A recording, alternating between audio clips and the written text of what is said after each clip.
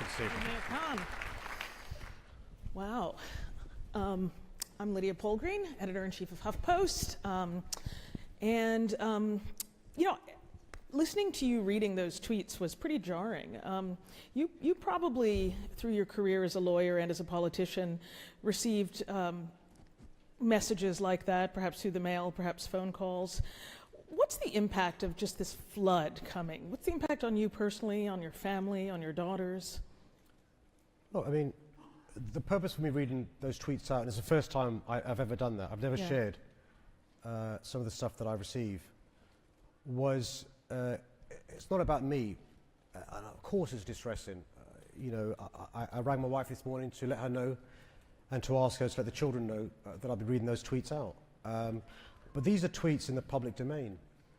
And Lydia, what we've got to realise is that there are young people who aspire to be politicians or to be in the public eye. And that sort of stuff makes them think twice. If you've got a nephew or niece or a brother or sister thinking about a career in politics or, you know, in the public eye, would you genuinely advise them to do that, bearing in mind some of the stuff that people like me receive? And I think, you know, it shouldn't be a question of how strong I am or whether I can withstand that. I think there's a responsibility on all of us to not just show solidarity, but to take action. Because I worry about the great female Prime Minister or great, dare I say, female President choosing not to do so because she's thinking, you know what, I can't be bothered, it's not fair on my family. Well, you've talked about the need for regulation of the tech platforms and how we've kind of allowed innovation to happen and not had regulation keep up. What do you think are some steps that these big platforms could take to make them better citizens in our global democracy? Firstly, look, this tech revolution is fantastic, and it really is. I mean, if you just think about the progress we've made, the things we can do. You can go on a date, you can fall in love, you can do all sorts of other things. But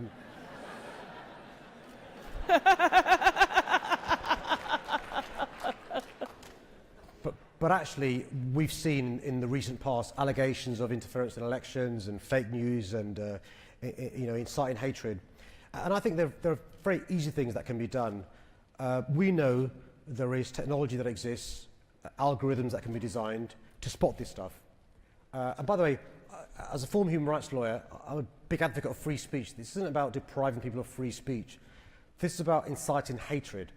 This is about you know, things that divide our communities. Social media companies can employ staff to proactively take these things down or to respond to complaints made. Because my worry is this: if they don't act responsibly, then we'll go down the road of Germany and even further, and you'll have people like me being pressurised by the electorate to bring in legislation, and some of this legislation may be draconian, and it may inhibit the advancements made by technology, and I think that would be a bad thing. So all of this conversation about you know, the rise of nationalism and hate speech on digital platforms is coming in the context of a real crisis about globalization. And you've spoken eloquently about the importance of London as a symbol of free and open cities in an environment where nationalism is taking over. At the same time, though, you know, globalization has been great for global cities, but they've also, I think, come to be seen, quite rightly, as one of the most effective engines of creating inequality. You have so much wealth being sucked into great cities like mine, New York, and yours, London. And how can we look at a future in which the benefits of economic growth are just spread more widely? Well, I mean, coming from New York, the second greatest city in the world. Hang on now. I mean, you're right, and this is a serious issue in relation to those who aren't benefiting from the fruits of this tech revolution. And this is the point that I was trying to make in my speech, which is actually we've got to make sure those who are currently excluded are included. How? We've got to train them up to have the skills for the jobs of tomorrow. How? We've got to make sure we embrace this tech revolution. So I'm not scared of artificial intelligence or automation or autonomous vehicles. By the way, autonomous vehicles, yes. Autonomous mayors, no. We want human beings being mayors. But we've got to embrace that, because that's the future. I mean, and I deliberately gave the example of the Luddites who, went into factories and smashed the machinery in the factories because it was affecting their ability to earn a living by doing stuff in home. And also we saw the impact on the agrarian community. And what I'm saying in 2018 is we've got to make sure that the traditional sectors understand they've got to innovate and they've got to, surf the wave. And we've got to train up people. That's a combination of training up youngsters to have the skills for the jobs of tomorrow, retraining those who are currently working in traditional sectors, but actually also love the tech sector as we do.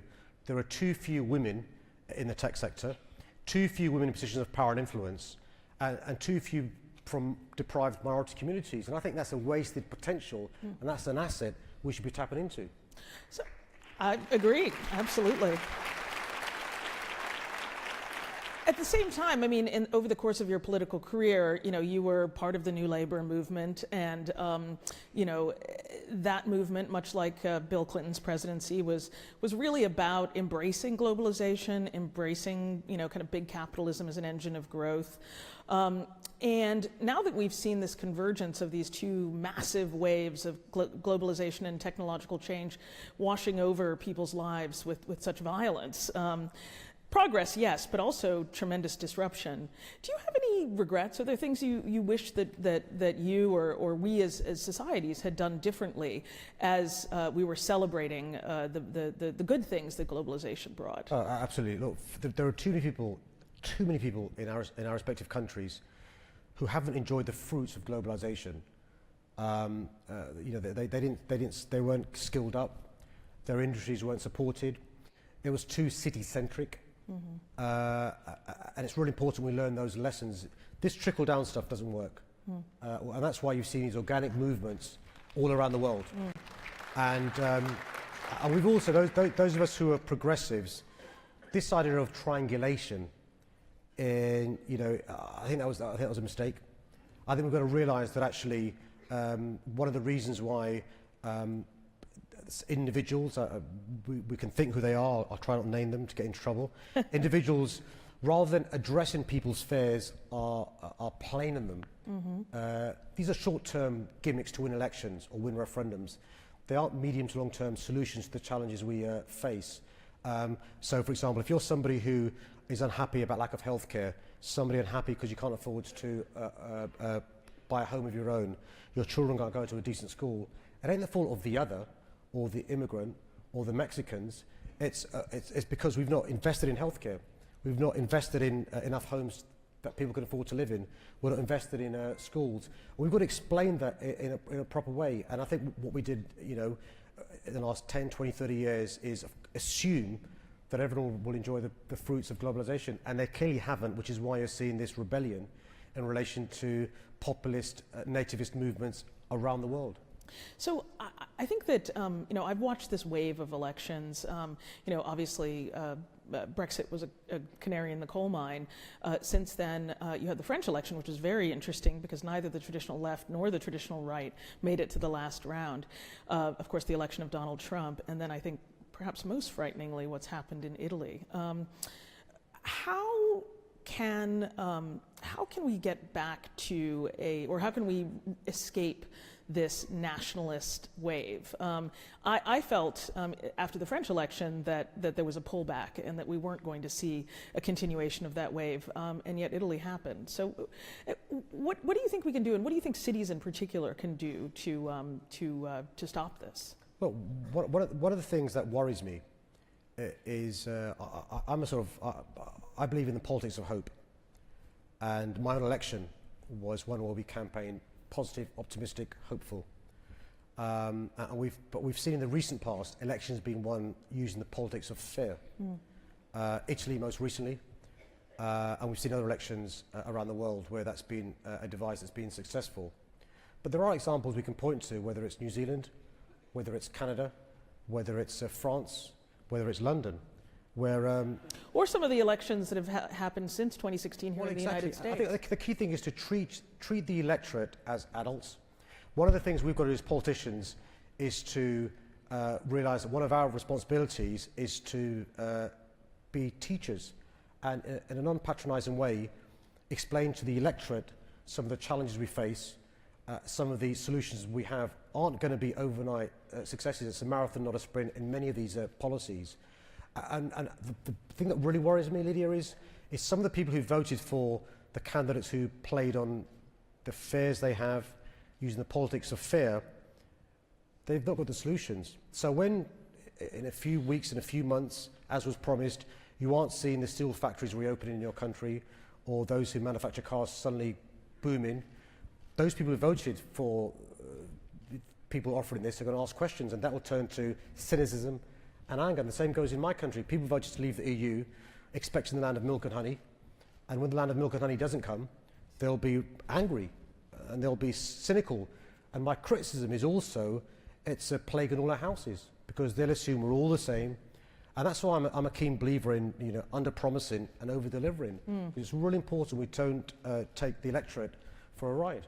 Well, so talk to us about Brexit. I mean, obviously, London plays a huge role in the global economy, and significant parts of that could be under threat. What steps are you taking, and how are you trying to position London in a post-Brexit world? So one of the things I'm doing is trying to persuade my government to negotiate sensibly with the European Union. I'm not doing very well in that regard. Let's see if I'm better in the future than I've been in the past. But look, London is a global city. The underlying strengths that make London a great city are still there. The amazing Londoners, the talent we have, the access to capital, our unique ecosystem, it's still there, and that will stay there. The three most important words that represents our USP is London is open. London is open to talent, to creativity, to innovation, to tech, and that will always be the case. And it's really important that we don't lose any of that when it comes to the negotiations with the European Union, because actually it's a real driver for wealth and prosperity in my country. And that's why if the government, if the Brexiteers want Brexit to be a success, it's in their interests to make sure they do a good deal with the EU, because if it's not a good deal and Brexit isn't a success, they'll have shown to have been on the wrong side of history. So I think there's been a tremendous amount of interest in your stance on Uber, and it's really a double-edged sword, or the comments that you've made in the past about Uber and some of the decisions there. It's really a double-edged sword, because when you talk to these technology platform companies, they see themselves as opening up opportunities for people who've previously been excluded. And I remember reading quite a moving story in the New York Times about your typical black cab driver versus your typical Uber driver. The black cab driver tends to be a white person, comes from a greater social wealth standing, and Uber drivers tend to be immigrants. They tend to be people who would have a very hard time raising the capital to become a black cab driver, which is not an easy job to get. So how do you balance those things when you think about these big technology platforms? I mean, it's actually more simple than people think, which is there are rules, and those rules should be obeyed by everyone. And that's it. And so whether you're Uber or whether you're anybody else, you should play by the rules. And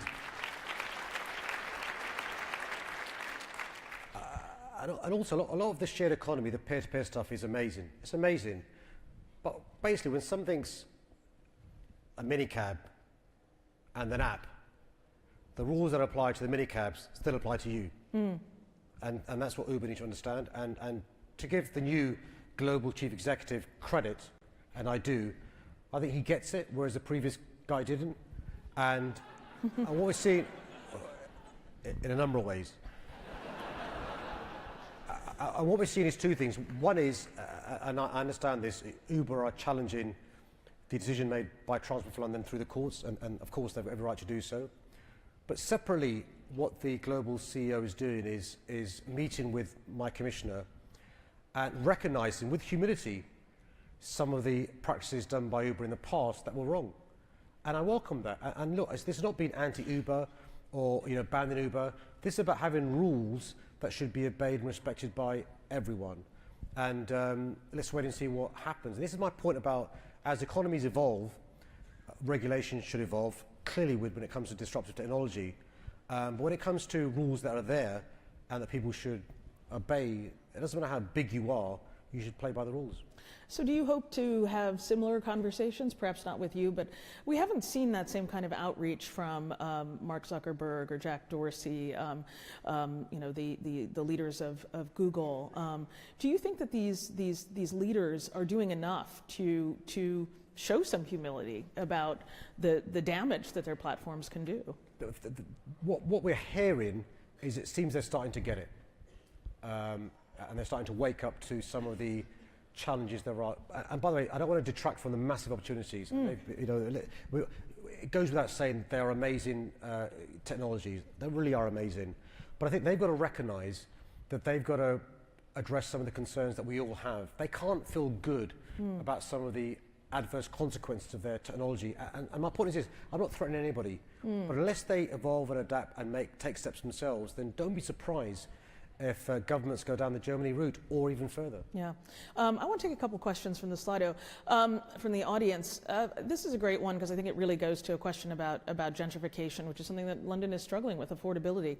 In the 1980s, I felt like London was more diverse. How can tech help the lack of social housing against the influx of foreign money? Now, this is something that's happening in San Francisco, it's happening in New York City.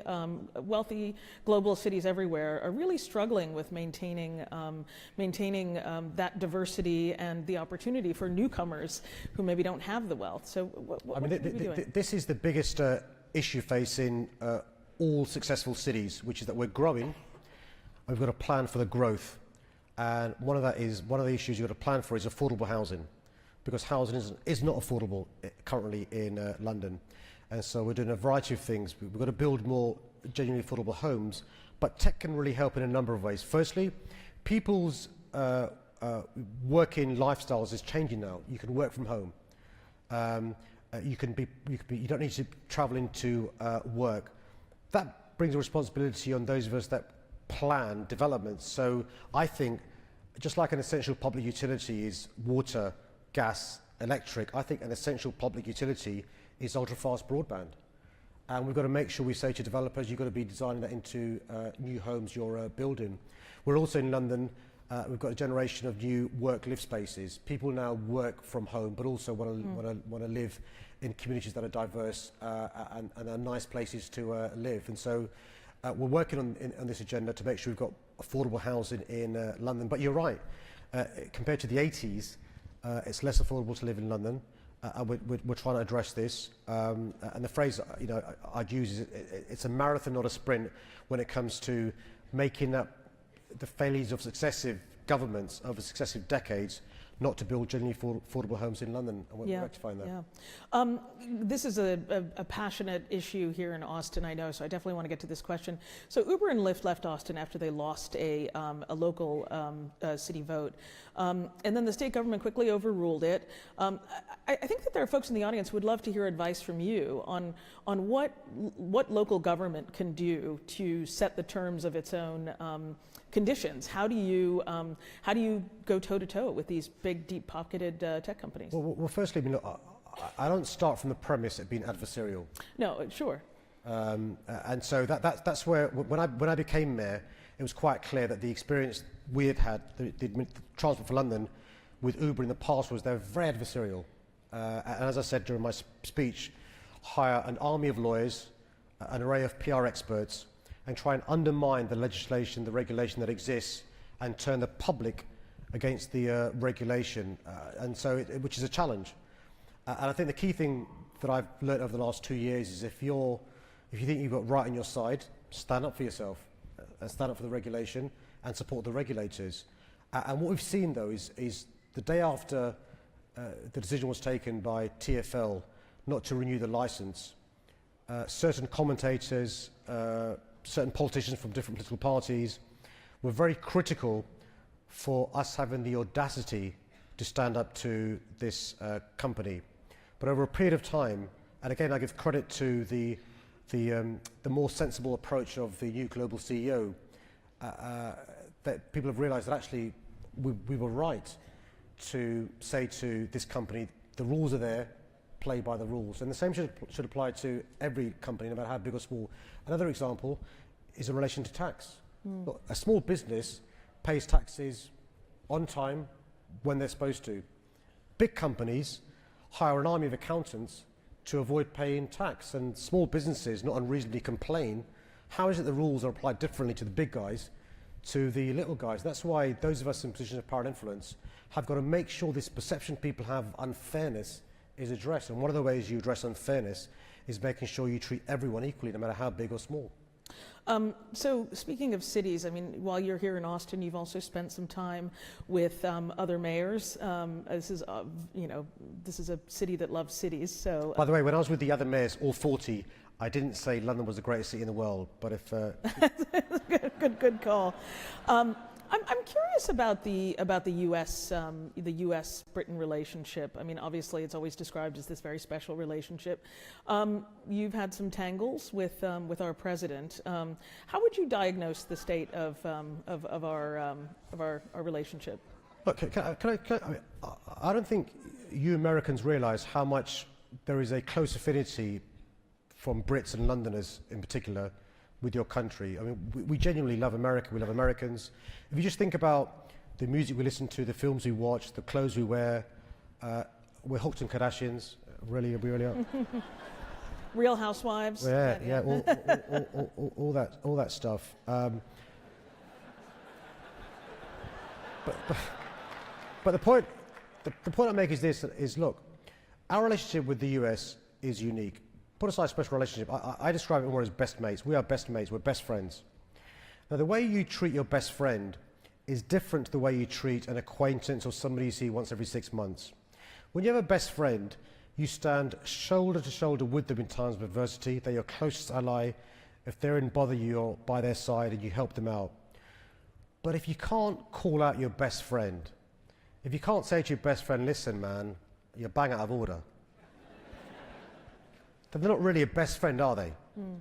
And I just think, Lydia, you're my best friend. I just think if you're the president of the USA, you have a huge burden because you are leader of the free world in many people's eyes. When it comes to concerns around security in North Korea, you've got a really important role to play. But you're also a beacon of pluralism, liberalism, really good values. And I just think it means you're a great country when your president tweets the stuff he does.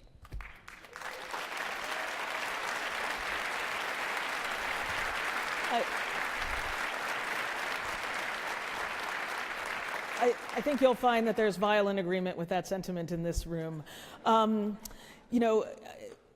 We're almost out of time, but it would be great to just get one last question in from the audience. So let's just talk quickly about this question of education. I mean, London is a center of global excellence when it comes to education, and yet we're seeing that there's kind of unfair benefits that come from concentrating so much educational excellence.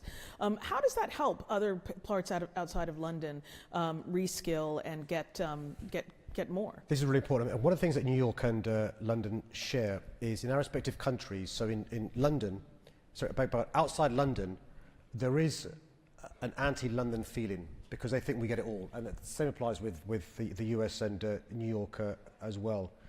And we have a responsibility, I think, as global cities to make sure other parts of our country enjoy the benefits that London offers. And so we're doing work, London is, with other cities around the UK. We've got the best universities in the world in London, but we've got to make sure that students don't just come to London. We're speaking with other cities across the UK to make sure they benefit from the success of London. One of the things we've got to do, though, Lydia, is with this tech revolution, it is so important we skill up not just young people, but we retrain those around the country to make sure they can take advantage of the opportunities technology brings. Because if they don't, they will go the way of previous generations who've not enjoyed the fruits of the Industrial Revolution. We're in a digital age. We can't have analog skills. It's really important we skill up people all across our respective countries so they don't, walk or, dare I say, run into the arms of people who play to the politics of fear. Yeah. One last question. Donald Trump comes to the UK. How will you... What's going to happen? Let's wait and see if and when he does come. Okay. All right. Mayor Khan, thank you so much. much. Thank you.